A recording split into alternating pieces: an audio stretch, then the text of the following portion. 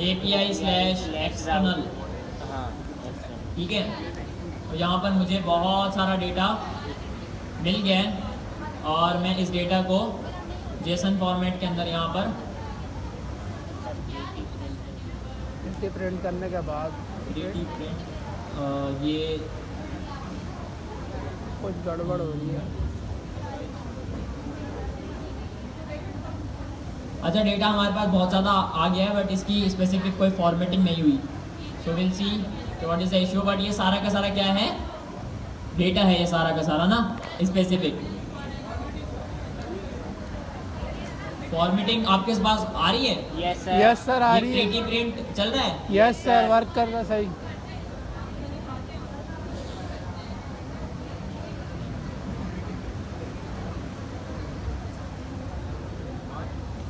एक काम कर लेते हैं, इसकी एक्सटेंशन डाउनलोड कर लेते हैं, जेसन फॉर्मेटर, ठीक है। तो जेसन फॉर्मेटर नाम की हम एक्सटेंशन को क्रोम से डाउनलोड कर लेते हैं, सिंपल एज एट यहाँ पर लगा देते हैं। ये इंस्टॉल भी हो गई है और अब मैं इसको एक मरतबा रिफ्रेश करता हूँ तो देख रहे हैं एक्सटेंशन ने कैसे मेरे डेटा को क्या किया, फॉर्मेट कर दिया। अब वो है। ये सारा का सारा क्या है भाई, ये सारा का सारा है डेटा जो हमें नज़र आ रहा है।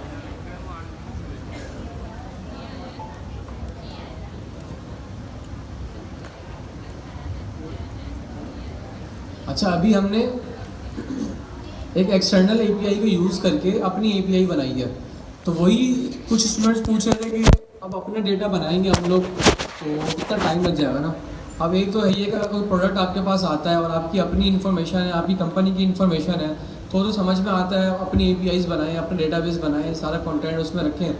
बट अभी यहाँ पे हमने क्या किया, एक थर्ड पार्टी एक्सटर्नल एपीआई जो ऑलरेडी बनी हुई थी, हमने उसी को रीयूज़ कर दिया अपने प्रोजेक्ट में।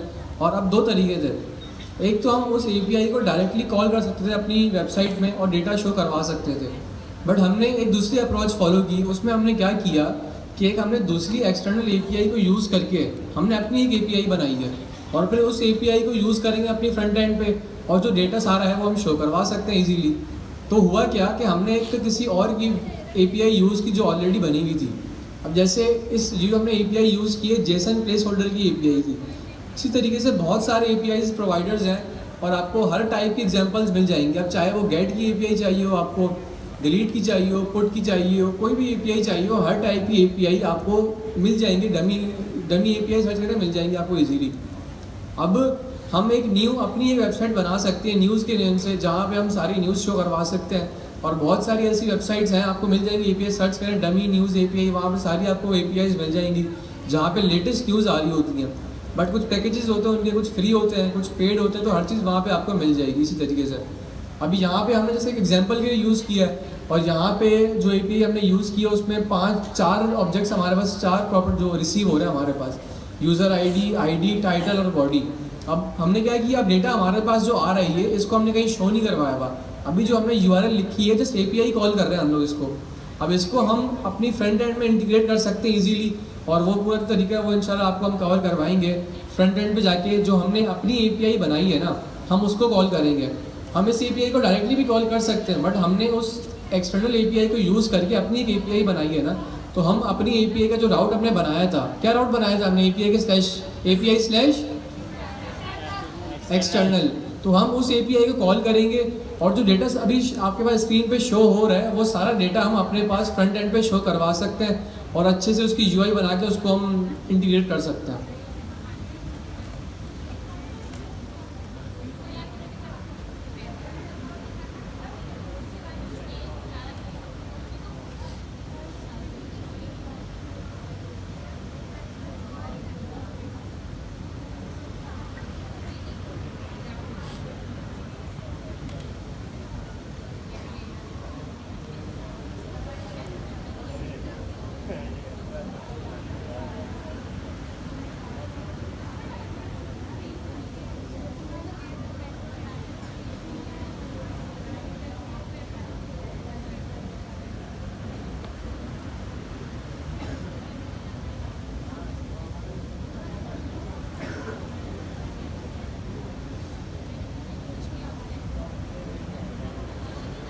अच्छा, एक काम करें, वो सीनियर स्टूडेंट्स बनने वाले कैंडिडेट जिन्होंने असाइनमेंट्स को मुकम्मल कर लिया है, ठीक है, सारी असाइनमेंट्स को मुकम्मल कर लिया है, या सारी को भी छोड़कर जो कह सकते हैं हम चलें जिसने 8 असाइनमेंट को मुकम्मल कर लिया है, 7 असाइनमेंट को मुकम्मल कर लिया है। Those who have completed the 7 assignments raise your hands, ठीक है। 8 किसने मुकम्मल किए हैं? 6-7 तो कर लिया। 8 किसने मुकम्मल किए हैं, ठीक है। 6 से जिसने भी 7 8 असाइनमेंट्स को मुकम्मल कर लिया है ना, हमारे सीनियर स्टूडेंट्स है ताहा, आप, और इस तरफ से नायाब और क्या नाम है इनका, सुमैया और अरीबा इरफान, और इस तरफ से ये हसन आरजे, ये चारों बंदे, ये 5 बंदे पीछे चले जाएं, ठीक है, और इन लोगों से इंटरव्यू कंडक्ट करें। आप सबको पता है कि भाई सवाल क्या पूछने हैं। ताहा विल लीड इट, ताहा को मैंने बताया हुआ है, सो ताहा इसको देखेंगे। Those who want to become a senior student, ठीक है, वो पीछे चले जाएं जिन्होंने तमाम तरह असाइनमेंट्स को मुकम्मल किया है। ताहा पहले डेटा उनका कलेक्ट करेंगे, और डेटा कलेक्ट करने के बाद डेटा में ताहा 3 चीज़ों को कलेक्ट कीजिएगा, नाम, रोल नंबर और व्हाट्सअप नंबर, ठीक है, ताकि मैं चेक कर सकूं कि भाई उन्होंने वाकई असाइनमेंट को सबमिट भी किया है या नहीं किया, ठीक है। और टेक्निकल क्वेश्चंस के बारे में आपको इल्म है, तो चले जाएं, पीछे चले जाएं आप लोग। अच्छा जी, चले जाएं, लीड स्टूडेंट पीछे चले जाएं, सीनियर स्टूडेंट्स को छोड़ के। हसन आरजे, अरीबा, और those who want to become a senior student जिन्होंने असाइनमेंट्स को मुकम्मल किया है वो भी चले जाएं। जिन्होंने 8 असाइनमेंट को मुकम्मल किया हुआ है वो चले जाएं। जिन्होंने 8 असाइनमेंट को मुकम्मल किया हुआ है वो चले जाएं।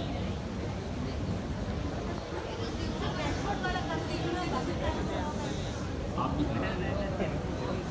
जी जाएं जाएं जाएं।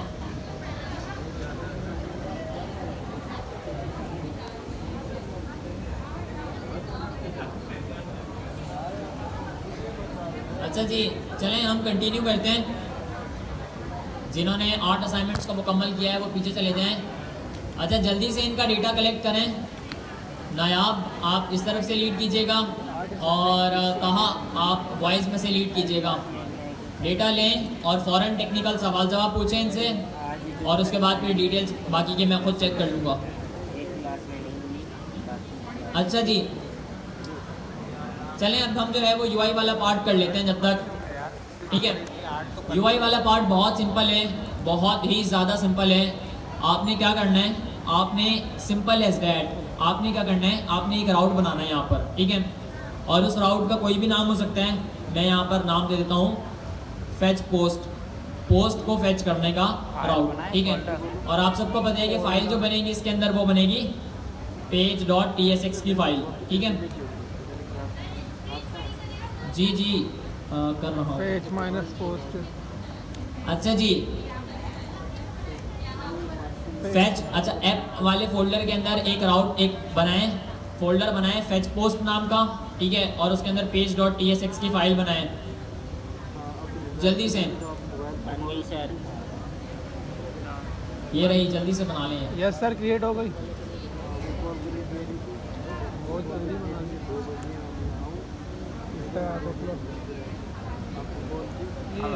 ए फोल्डर पर राइट क्लिक करके बनाओ, इस पर राइट क्लिक करो। हमने बाहर तो नहीं बना दी। इस पर राइट क्लिक करो, इस फोल्डर के ऊपर, इसके ऊपर राइट क्लिक करो, ऐप के ऊपर, ऐप के ऊपर। हाँ, अच्छा चले, सबसे पहले हम जो है वो इस कंपोनेंट को एक क्लाइंट साइड कंपोनेंट बना देते हैं। बहुत सिंपल है, और हम इंपोर्ट कर लेते हैं यूज स्टेट को, और किसको, यूज अफेक्ट को। कहाँ से, रिएक्ट के इस पैकेज से, सिंपल एज दैट, ठीक है। और उसके बाद सिंपल एज दैट एक फंक्शन बना लेते हैं, एक्सपोर्ट डिफॉल्ट फंक्शन, ठीक है। और ये फंक्शन किस नाम का फंक्शन होगा fetch post, fetch post page नाम का एक फंक्शन बना लेते हैं, ठीक है। और इस फंक्शन के अंदर सबसे पहला काम जो हम करने वाले हैं वो हम 3 स्टेट्स डिक्लेयर करेंगे, यानी वो स्टेट जिसके अंदर हमारी यूआई का डेटा मौजूद होगा। तो सिंपल एज दैट मैं यूज स्टेट के हुक का इस्तेमाल करूँगा। आप सबको पता है कि यूज स्टेट का हुक एक एरे लेता है, ठीक है, और उस एरे के अंदर हमारे पास दो वेरिएबल्स होते हैं। पहला होता है पोस्ट, ठीक है, और दूसरा होता है सेट पोस्ट, ठीक है। ये पोस्ट नाम का जो वेरिएबल है ये आपके डेटा को होल्ड करता है, और ये सेट पोस्ट नाम का जो वेरिएबल है ये आपके वैल्यू को, डेटा की वैल्यू को तब्दील करता है। तो सिंपल एज दैट मैं यूज स्टेट के हुक से इसको कॉल कर लूँगा, एक अदद इसको मैं एरे के तौर पर इनिशियलाइज करूँगा। और एरे के तौर पर यहाँ पर क्यों इनिशियलाइज किया है ये आपको यहाँ पर दिखा देता हूँ मैं थोड़ा सा। ये नज़र आ रहा है आपको, ये साइन नज़र आ रहा है, ये एक एरे का साइन है, ठीक है, यानी डेटा का एक एरे बना हुआ है विच इज़ एन ऑब्जेक्ट, ठीक है, जिसके अंदर मल्टीपल ऑब्जेक्ट्स हैं हमारे पास। तो इसीलिए मैं यहाँ पर इस स्टेट की वैल्यू को क्या कर रहा हूँ, आसान कर दिया।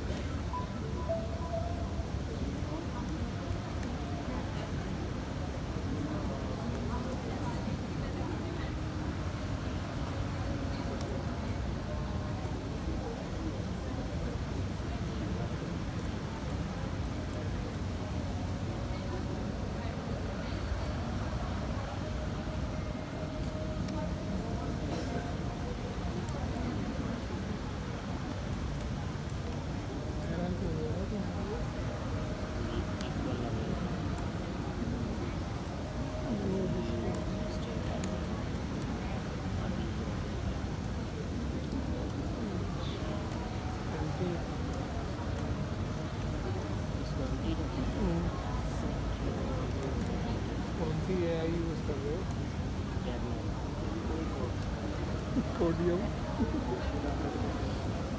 मेरे कोडियम आ रहा टेबलेट टेबलेट साइनिंग को मांग साइनिंग मांगते हैं ना, मतलब ये तभी तो कर रहा है, कहीं से करना करता है तो साइन इन के बगैर कोड अच्छे से जनरेट कोड तो जनरेट करता है, लेकिन यहाँ बड़ा अब यही है ना ये लाइन मैंने लिखी नहीं है जो तो जनरेट करके टाइम बचा दिया था। क्या नाम है इसका, सोडियम कोडियम।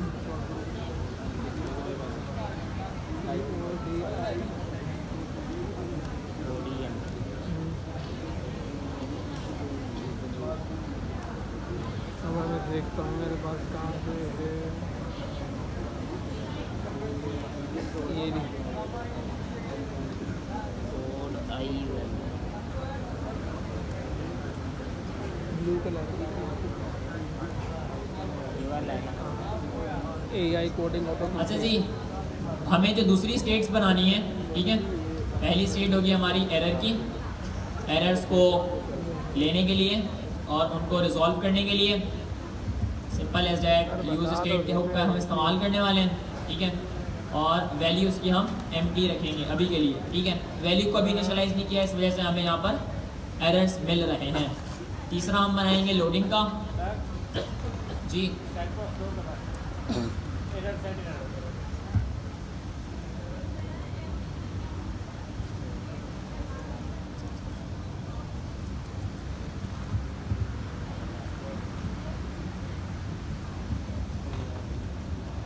अच्छा, तीसरा है हमारे पास जो हमारी तीसरी स्टेट है वो लोडिंग की स्टेट है, जिसको हम यूज स्टेट से डिक्लेयर करने वाले हैं, और इसको हम पहले से ही अपने बूलियन के ज़रिए ट्रू करवा कर रखेंगे, यानी जब भी हमारा डेटा लोड होगा वो हमेशा लोड होगा, इसका ये मतलब है।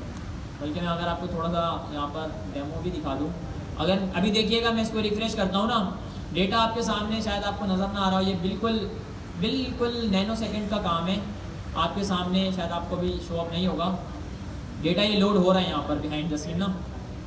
तो ये लोडिंग की स्टेट का भी रफली वही काम है, बट इसको हम UI की शक्ल में यहाँ पर तब्दील करेंगे। अच्छा जी,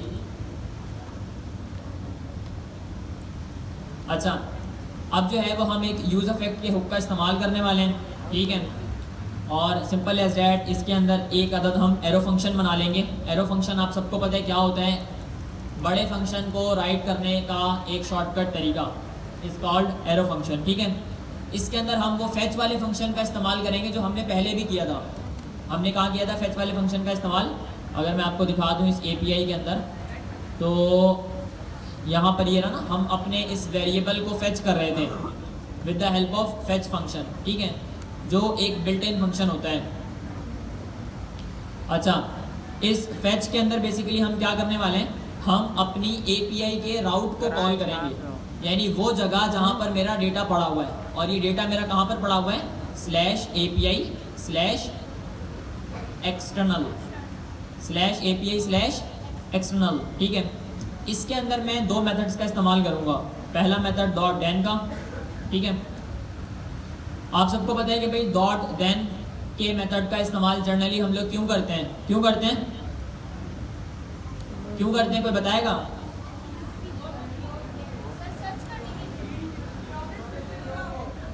जी, किसने बोला है? हसन नाम है आपका, अब्दुल्ला नाम है आपका? अच्छा, हाँ सही। तो यहाँ से हम डेटा को जेसन में लेंगे, सिंपल एज डैट।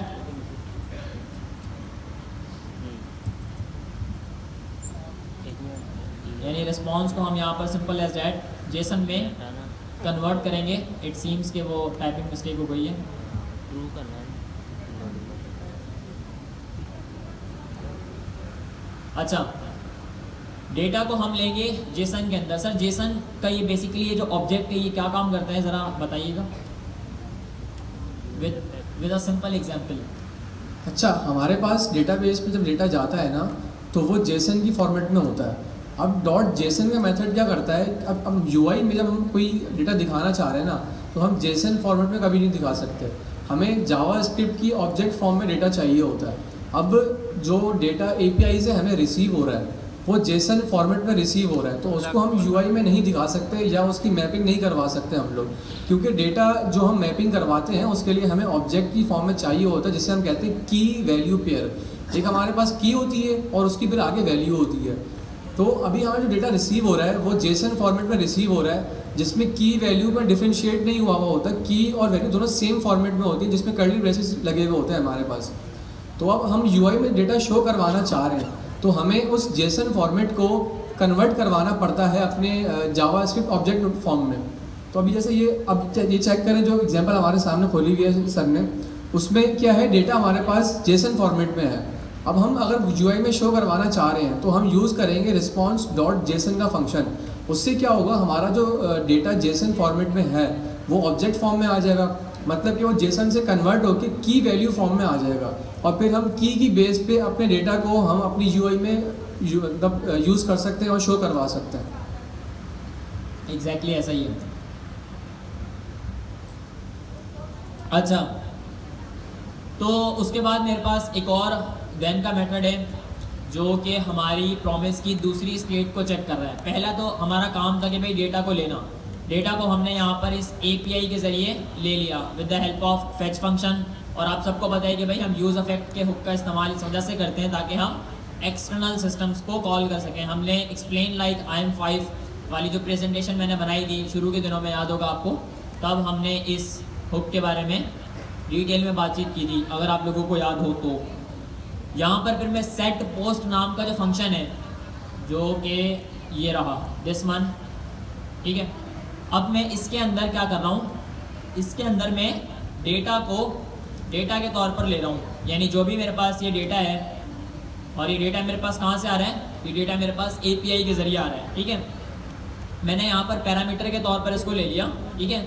और पैरामीटर के तौर पर लेने के बाद मैंने एक फंक्शन के अंदर जो एक सिंपल मैंने ये अपडेटिंग फंक्शन है, याद रखिएगा कि यूज़ स्टेट का जो हुक है हमें वो दो वैल्यूज़ ही हमेशा रिटर्न करवाता है। पहली वैल्यू क्या होती है, हमारा वेरिएबल जिसके अंदर हमारा डेटा है, और दूसरा वेरिएबल होता है वो एक फंक्शन होता है जो हमारे इस वेरिएबल की वैल्यू को अपडेट करता है। तो यहाँ पर सिंपल एज डैट मैंने डेटा को ले लिया और लेने के बाद इसको करवा दिया कन्वर्ट, ठीक है, इन द जेसन फॉर्मेट, ठीक है। जैसे कि अभी अभी आपको सबने बताया कि भाई जेसन का फॉर्मेट क्या करता है, जेसन का फॉर्मेट क्या करता है कि आपके करंट डेटा को जावास्क्रिप्ट के ऑब्जेक्ट में कन्वर्ट कर देता है। जावास्क्रिप्ट के सिंपल ऑब्जेक्ट में कन्वर्ट करने का मकसद सिर्फ और सिर्फ एक है, वो ये है कि हम इस डेटा की यूआई बनाने वाले हैं। So that is a simple reason यहाँ पर। अच्छा, यहाँ पर हम एल्स की एक कंडीशन लिखेंगे और एल्स की कंडीशन के अंदर हम एरर को यहाँ पर सेट करने वाले हैं, ठीक है। एरर में हमने यहाँ पर सिंपल क्या करना है, डेटा डॉट हमने मैसेज का हमने पैरामीटर पास करना, और ये जो हमें ये डेटा डॉट मैसेज है, यानी जो ये मैसेज की हमारे पास एक स्पेसिफिक प्रॉपर्टी है, ये कहाँ से मिल रही है, ये यहाँ से मिल रही है। अगर मैं आपको यहाँ पर आकर वापस दिखा दूँ तो ये रहा, ये आपको मैसेज नज़र आ रहा है लिखा हुआ। ये जो मैसेज की हमारे पास प्रॉपर्टी है एक ऑब्जेक्ट के अंदर, इस प्रॉपर्टी को मैं यहाँ पर इस्तेमाल कर रहा हूँ, सिंपल एज दैट।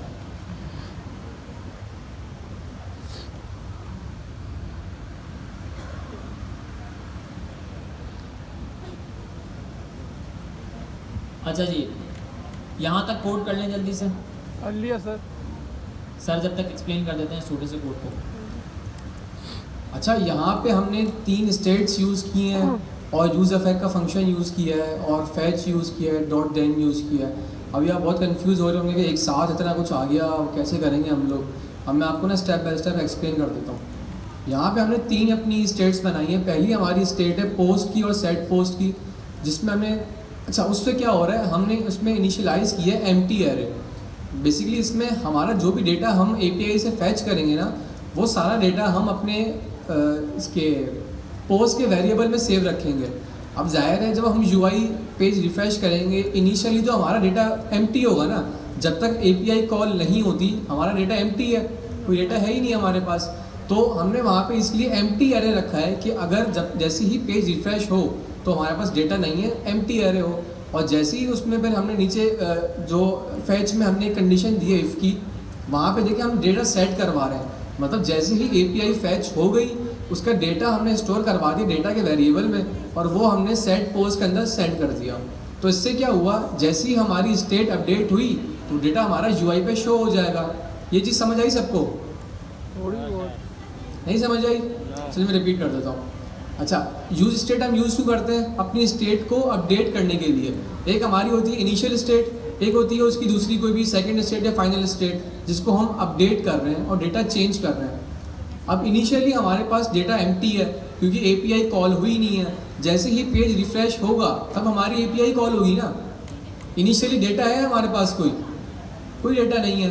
तो जैसे ही डेटा हमारा कॉल होगा, जैसे ही हमारी API फैच होगी, तो वो जो डेटा है वो हमने सेट करवाना है उसी हमारी UI के अंदर, जहाँ पे पहले कुछ भी शो नहीं हो रहा था क्योंकि कोई डेटा था ही नहीं हमारे पास। तो यहाँ पे हमने पहले स्टेट बनाई एक, और उसको एम्प्टी इनिशियलाइज करवाया कि उसमें हमारे पास डेटा कोई भी नहीं है। उसके बाद हमने यूज इफेक्ट का हुक कॉल किया और उसमें हमने जो हमने API बनाई थी वहाँ पे अभी आप सबने चेक किया डेटा रिसीव हो रहा था, हमें डेटा आया था हमारे पास सारा। Yes sir. वही सारा डेटा हमने UI पे कॉल करवा दिया फिर से कि भाई जो API हमने बैकएंड पे बनाई थी वो सारा डेटा UI पे लेके आ जाओ आप। जैसे ही वो सारा UI पे डेटा आया, जैसे ही API पे फैच की गेट की रिक्वेस्ट लगी, डेटा में रिसीव हो गया। डेटा रिसीव हो गया और उस डेटा का करना क्या है, हमने उस डेटा को हमने UI में शो करवाना है। तो अब वहाँ पे देखें लाइन नंबर 14 पे जहाँ पे लिखा है हमने सेट पोस्ट के अंदर डेटा डॉट डेटा। अब जो डेटा हमने फैच किया API के थ्रू, वही डेटा हमने उसी एम्प्टी एरे की जगह पे रख दिया। क्लियर है ये चीज़? तो इनिशियली हमारे पास कुछ भी शो नहीं होगा क्योंकि डेटा हमारे पास एम्प्टी है, और थोड़ी देर बाद within a millisecond हमारा डेटा फैच होगा और डेटा हमारा UI पे शो हो जाएगा। अब बाकी हमने एक स्टेट बनाई लोडिंग की, लोडिंग और सेट लोडिंग की स्टेट बनाई है। अब वो देखें वो चीज़ मैंडेटरी नहीं है, वो ऑप्शनल है। ऑप्शनल क्यों है?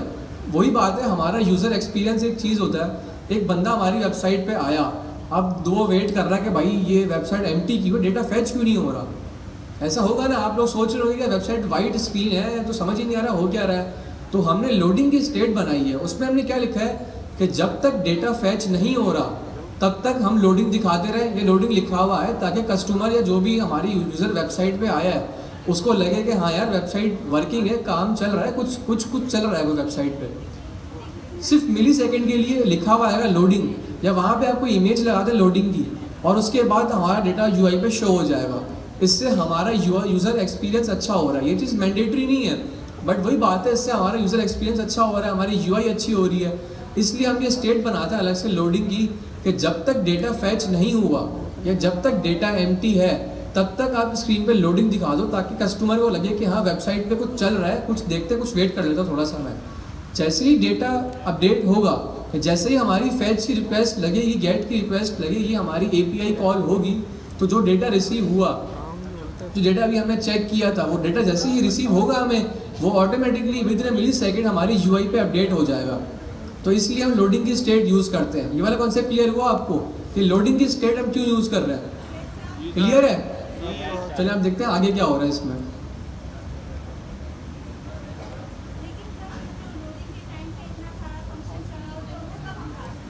वो कब?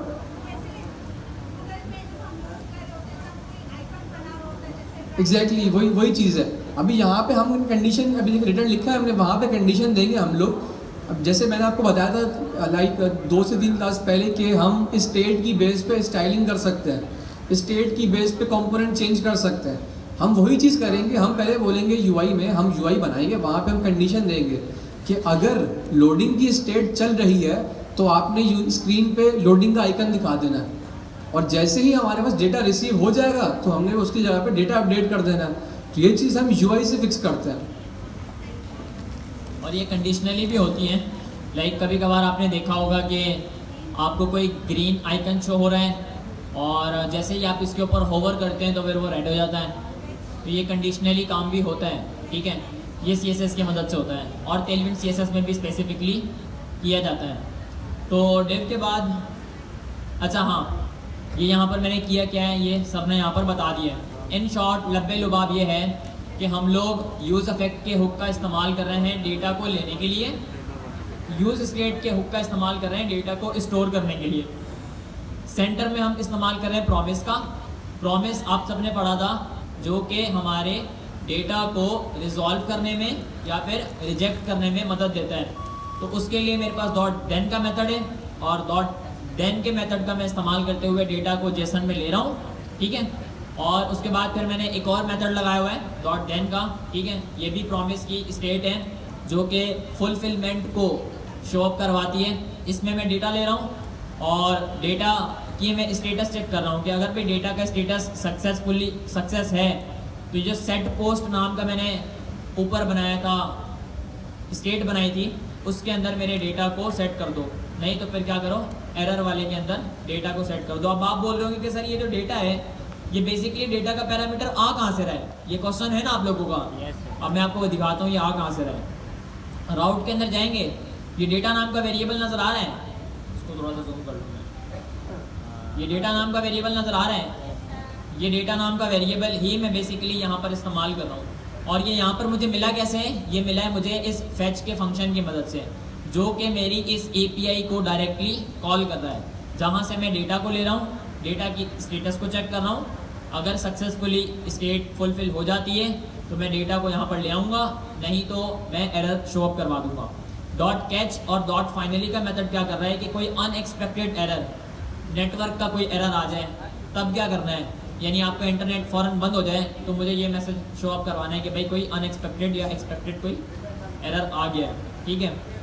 और .finally की स्टेट क्या कर रही है, जैसे ही मेरे डेटा को लोड कर लिया तो क्या करें कि भाई ये लोडिंग वाला इंडिकेटर है, इसको सिंपल एज दैट ऑफ कर दे।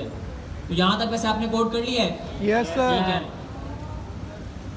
अच्छा, यहाँ पर हम क्या करेंगे कि एक H1 बनाएंगे, ठीक है, पोस्ट नाम का, ठीक है, क्योंकि मैं एक अब ये UI वाला काम कर रहा हूँ। और सिंपल एज दैट यहाँ पर मैं एक अनऑर्डर्ड लिस्ट का इस्तेमाल करूँगा। HTML का एक एलिमेंट है UL, किसने पढ़ा है? माशाल्लाह। और OL, यार जिसने UL पढ़ा है उसने OL भी पढ़ा है।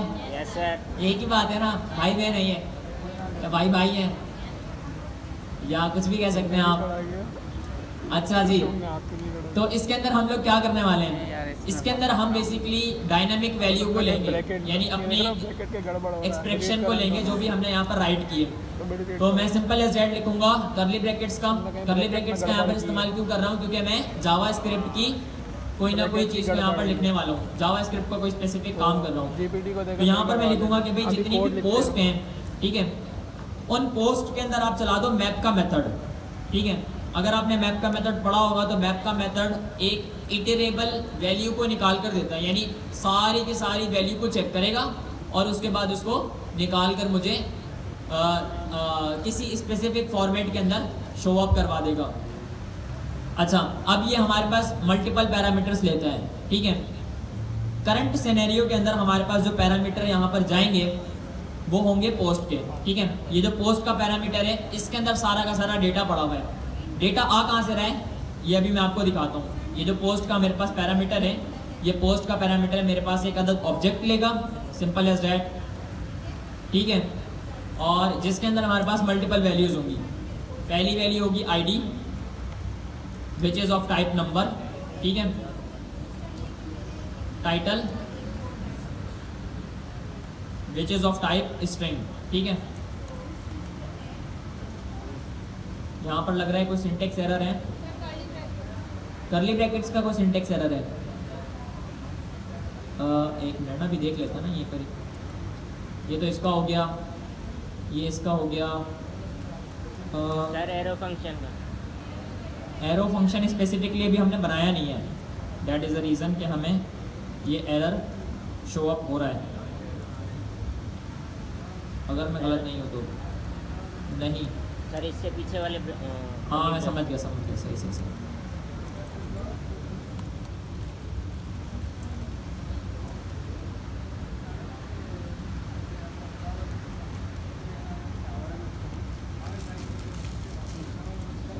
आप सही। अच्छा, यहाँ पर मैं LI के कीवर्ड का इस्तेमाल करूँगा। LI stand for list. ये हमें जो लिस्ट मिल रही होती है मल्टीपल, ये हमें वो शो अप करवा रहा होता है लिस्ट के फॉर्मेट में। लाइक आपने कभी देखे होंगे घर का कभी सौदा सरफ कुछ लिया होगा तो अम्मी या कोई लिख कर देता है ना कि भाई ये पहली चीज़ लानी है, ये दूसरी चीज़ है, ये तीसरी चीज़ है, वो एक लिस्ट की शक्ल में होती हैं। तो यहाँ पर भी मैं डेटा एक लिस्ट की शक्ल में निकालने वाला हूँ। तो LI के अंदर सबसे पहले मैं हर एक ऑब्जेक्ट की जो मेरे पास API के ज़रिए गेट हो रहा है उसकी मैं दे दूंगा की। ठीक है, यानी मैं कोई उसकी स्पेसिफिक ID दे दूंगा। ये जो ऊपर मैंने पोस्ट वाला पैरामीटर बनाया था, ये रहा दिस वन, ये अपने पास दो वैल्यूज़ को होल्ड कर रहा है। ठीक है, पहली है ID, दूसरी है टाइटल। और ये ID और टाइटल आ कहाँ से रहे हैं, वो यहाँ से आ रहे हैं। ये लिखा हुआ है ID लिखा हुआ है, नज़र आ रहा है। ये टाइटल लिखा हुआ है, ये किसके अंदर है, एक एरे के अंदर है। ठीक है, जो एक जेसन फॉर्मेट के अंदर मौजूद है।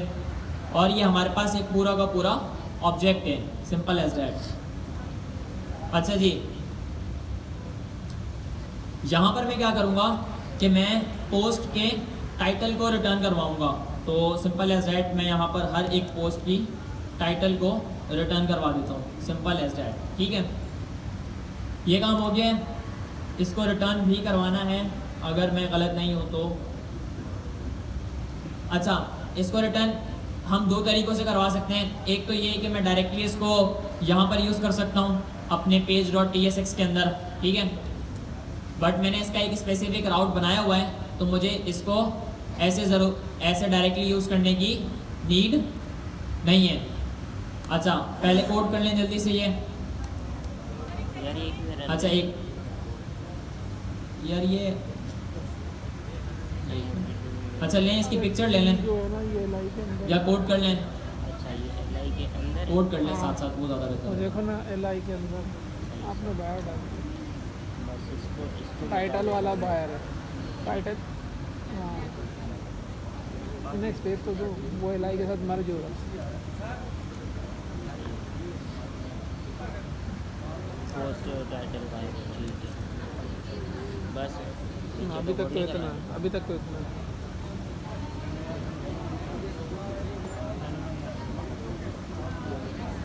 और कमाल टूट गई।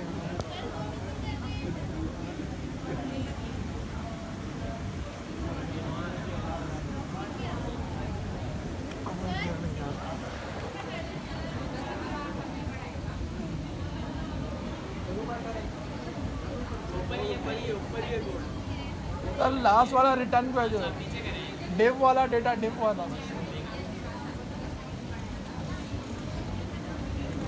ऊपर करना बस ऊपर हमें क्या ऊपर नीचे क्या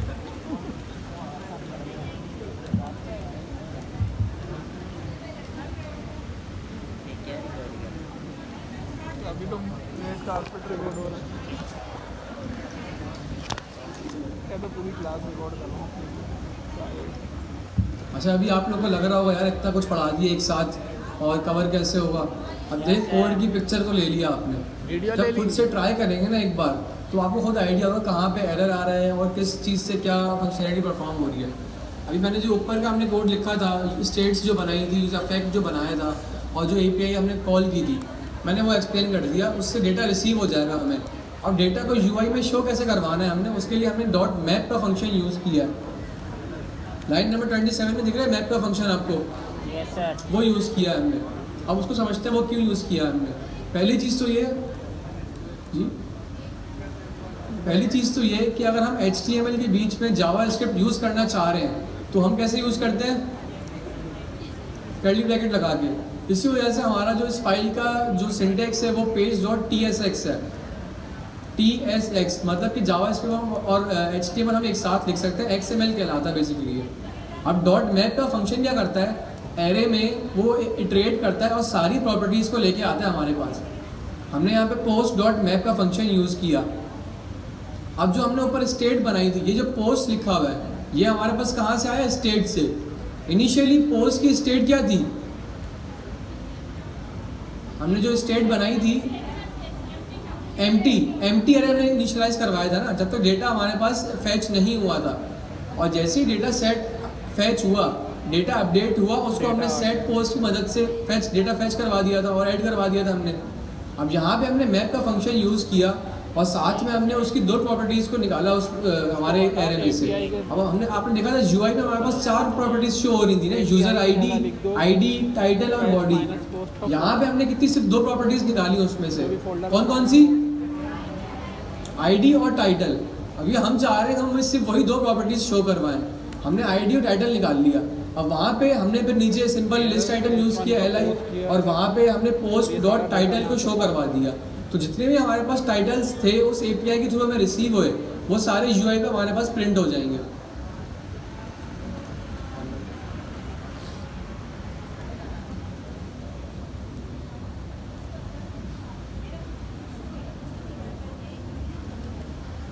fetch minus post, fetch minus post. देखो तुम भी, तुम्हारा तो एरर आ रहा है, बल्कि एरर कुछ भी नहीं होगा।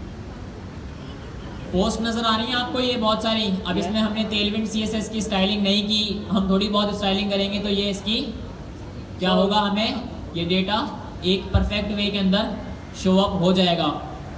सो इसको देख लें ज़रा। ये सारे के सारे बेसिकली टाइटल हैं जिनको मैं गेट कर रहा हूँ। मैं चाहूँ तो यहाँ पर इनकी IDs को भी गेट कर सकता हूँ, बट मैंने स्पेसिफिकली इनकी ID को ले लिया है। तो फिर भी ये साइड पर नज़र आ रहा है आपको 1 2 3 4 आ रहा है ये वो तमाम तर IDs हैं जिनको मैं गेट कर रहा हूँ API से। ठीक है, मैं चाहूँ तो यहाँ पर टाइटल्स को भी ले सकता हूँ कुछ इस तरीके से। ये सारे के सारे टाइटल आ गए, ये सारी की सारी ID आ गई। ठीक है, और इसके साथ साथ मैं कुछ और भी ले सकता हूँ। देखो मेरे पास और क्या क्या है, यूज़र ID है और बॉडी है। अच्छा, बॉडी को भी ले लेते हैं। बॉडी की वैल्यू क्या है, स्ट्रिंग है। तो देख लेते हैं कि हम इसको गेट कर पाते हैं या नहीं। यहाँ लिख देता हूँ मैं बॉडी की टाइप में लिख देता हूँ स्ट्रिंग। ठीक है, और post dot body, let's see कि हमें बॉडी अब मिलती है या नहीं मिलती। अच्छा, देख रहे हैं अभी मेरे पास बहुत सारा डेटा आ गया। ये सारा का सारा क्या है, ये मल्टीपल पोस्ट का डेटा है। ठीक है, सो अब सिंपल एज दैट मैं यहाँ पर सिर्फ टाइटल को ही शो अप कराना चाहता हूँ। मैं टाइटल को ही ले आता हूँ। ठीक है, अच्छा ये कोड कर लिया है, किसने कर लिया है, कर लें। क्या कह रहे हैं, ये इसकी गिटहब रिपोजिटरी बना लूँ और वहाँ पर इसको पेस्ट कर दूँ। Yes, भाई आपको ये सारा का सारा कोड इंशाल्लाह रात तक यहाँ पर मिल जाएगा। सर टेक्स्ट फाइल बना के शारिफ दे अली, दें। ये रही मेरी गिटहब की प्रोफाइल। यहाँ पर इंशाल्लाह आपको इस रिपोजिटरीज वाले सेशन के अंदर रात तक मैं कोशिश करूँगा कि डाल दूँ। अगर रात तक नहीं डाला तो फिर मैं कल तक डाल दूँगा, बट यहाँ पर आपको मिल जाएगा। अच्छा, तो हमारी क्लास के असाइनमेंट किसको चाहिए भी बोलो कंप्लीट जी, क्या असाइनमेंट लेना चाहेंगे? जी सर। सर कुछ भी नहीं। सर छुट्टी दे दे, Yes, छुट्टी दे दे। sir. असाइनमेंट की छुट्टी यार आप लास्ट वाली भी आपने मुकम्मल नहीं की हुई। लास्ट वाली को क्या काम थी? हाँ जीटीपी से ही बनवा ले तो वो तो नहीं है। हाँ जीटीपी में पूरी बनवाई है, बनवाई है, डेटा फैच भी करके दे रहा है, डिलीट एडिट सब कुछ करके दे रहा है। सिर्फ एक रेफरेंस। अच्छा भाई, आप लोगों की असाइनमेंट बहुत सिंपल है। ये जो भी काम आज मैंने किया है ना, इसको आपने समझ कर आना है और कोड कर कर आना है, ठीक है? बहुत कम है, ना होने के बराबर। हाँ, आप एक काम ये और कर सकते हैं, वो एक काम ये कर सकते हैं कि आप इसमें UI लगा सकते हैं थोड़ी सी, यानी जो पोस्ट है ना, ये इसमें टेलमेंट CSS का थोड़ा सा तड़का मारकर कोई कार्ड वार्ड बना दें, ठीक है? तो वो तमाम तर चीज़ें फिर हो जाएंगी बेहतर अंदाज से। So that's the thing which you have to do. इंशाल्लाह भी मिल जाएगा। अच्छा, अब जो है वो हम एक छोटा सा काम कर लेते हैं, वो ये कि हम अपना जो क्विज है वो कर लेते हैं आज। सर अहमद हमेशा की तरह करवाएंगे। आज सर किस टॉपिक को करना पसंद करेंगे आप? एसिंक्रोनस, ये किया हुआ है जी। स्टूडेंट्स, किस टॉपिक के ऊपर आज क्विज चाहते हो? और ऊपर करूँ वेरिएबल्स के ऊपर? नहीं यार, ये तो बहुत सिंपल हो जाएगा। या राउट्स का भी ले रहे हो? Asynchronous yes sir. हो चुका था शायद एसिंक्रोनस, मुझे लग रहा है।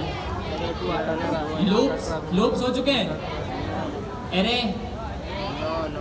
एरे भी रिएक्ट इंट्रो क्विज ये तो हो चुका है वैसे भी पहले। हाँ हुआ। oops का ले लेते हैं आज, हैं या एसिंक्रोनस का ले लेते हैं यार। Yes sir. एसिंक्रोनस सर हो चुका है, ये नहीं, इसका पार्ट 2 तो नहीं हुआ। तुम्हारा सारा कोड ये इसका सर पार्ट 2 नहीं हुआ, तो इसका पार्ट 2 ब्रैकेट आ रहा है। मैं थोड़ा सा नीचे कर लूँ हल्का सा, ये पीली पैकेट तक है, ठीक है? वाला वीडियो बना दो आराम से। हाल शुरू करो। ये पहला वाला तो सबने पढ़ लिया होगा, नहीं पढ़ा? स्टार्ट करें फिर quiz. What is the promise in JavaScript?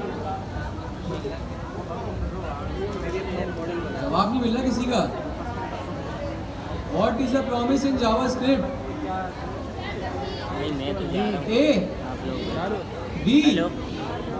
हाँ सी, डी। ये आज की वीडियो डी वाले ज्यादा है। यूट्यूब चैनल पे मिल जाएगा। तुम्हारा चैनल है? मैं इस पूरी चैनल पे डालूंगा। चलो सही है। मैं जितने भी क्लास रिकॉर्ड करता हूँ ना बी चैनल पे दे आता दिया है। आप लोगों ने। What is call back hello? सोच समझ के जवाब दें, जल्दबाजी नहीं करें, टाइम बहुत है। A state of having too many functions. B, C, D. सब में बराबर लगे ना? B. यहाँ से B की आवाज आ रही है, वहां से C की आवाज आ रही है। B या C? D. जबरदस्त। सी की आवाज गलत आ रही है, ऐसे नहीं करें आप लोग, पीछे रहेंगे फिर। Which of the following is a solution to call back hell? B या डी? डी डन कर दे फिर। जबरदस्त। What does the then method do in a promise? A, B, C? C वाले ज्यादा हैं, डी वाले ज्यादा हैं? Well done, well done. What is the purpose of the catch method in promises? Catch हमने आज भी पढ़ा है, catch आज भी पढ़ा है हमने। ए क्या नाम है? अरे याद है, ये तो याद है, आज ही पढ़ा है। What does the async keyword do when placed before a function? ये भी आज पढ़ा है हमने। A, B, C। आज भी सर ने बताई थी ये बात कि हम अवेट कब यूज करते हैं। ये याद रखते हैं, अच्छी बात है, याद है आप लोग को। What is a common benefit of using async await over promises? It makes the code run faster.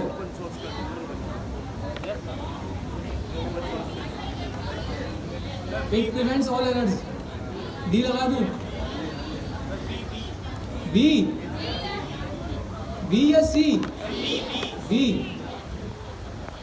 जबरदस्त। How do you create a new promise? Easy. You promise A या B? याद है, ये किसने B बोला? देखें, B नहीं बोले, हार जाएंगे फिर आप लोग, कल जीत जाएंगे फिर। Which of the following can be a state of a promise? Waiting, fulfilled, pause नहीं होता, 2 सेकंड के लिए पॉज होता तो है बीच में, अगर हम लगा दें सेट टाइम आउट का फंक्शन दो। जबरदस्त। Last question, what happens when a promise is rejected? Catch, C या ए? ए भी तो हो सकता है ना। The code execution stops immediately. जबरदस्त परफॉर्मेंस अच्छी है आप लोग की, कॉन्सेप्ट याद है, बट एक मिस्टेक किया आप लोगों ने। आप एक बार क्वेश्चन हमारे सर अशारी के लिए भी एक बार क्लैपिंग कर दें, उनकी मेहनत है।